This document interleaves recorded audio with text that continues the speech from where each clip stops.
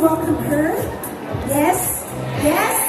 Okay, Miss Universe 2018, Miss Catriona Gray. Hi, good afternoon, everyone. Thank you for taking the time out of your day to join us here at the SM Makati Center. I have been a lover of Cetaphil for years now. And before I was a beauty queen, before I was a personality, I was a consumer, like everyone here. And when it comes to skincare, although there is makeup naman ngayon, skincare is what you wake up with every day. And I know that we can all relate to a moment when we were growing up. If we have a bad skin day, talagang na-affect yung confidence natin. Diba? Or when you go to school, parang nagsisecond guess minsan yung sarili mo.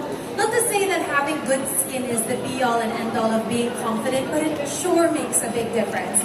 But with so many products on the market, how do you know where to start? So ako naman, having dermatological-based science products really gives me the trust of knowing which products to use. And of course, Cetaphil is exactly that, bringing science of skincare and making it accessible. Kaya natuwa ako sa mga partnerships with Watson's PH as well because it makes it accessible for each and every one of us. Hindi kailangan pupunta sa derma mismo. You can go to your nearby store and allow yourself to have beautiful, glowing skin. And with that being said, I know that a lot of people are users of Cetaphil here today, but if you have never tried it before, in-encourage ko kayo.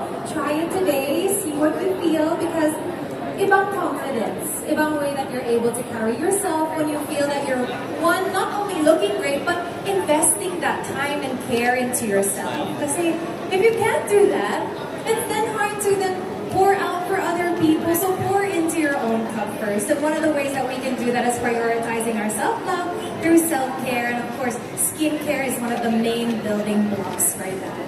And of course, there's the spotlight on the new ceramides, which there's 15 types in the Cetaphil products, which allows your skin moisture barrier to be at its best.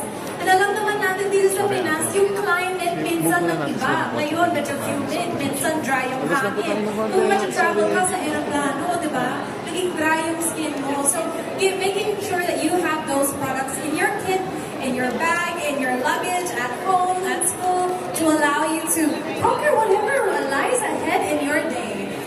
So thank you so much to Cetaphil Philippines for giving us this opportunity to really learn and educate ourselves. Because it shouldn't just be buy this product. It should be I understand what this product does. I understand why it works for me, and that's why I also love Cetaphil Philippines products. So maraming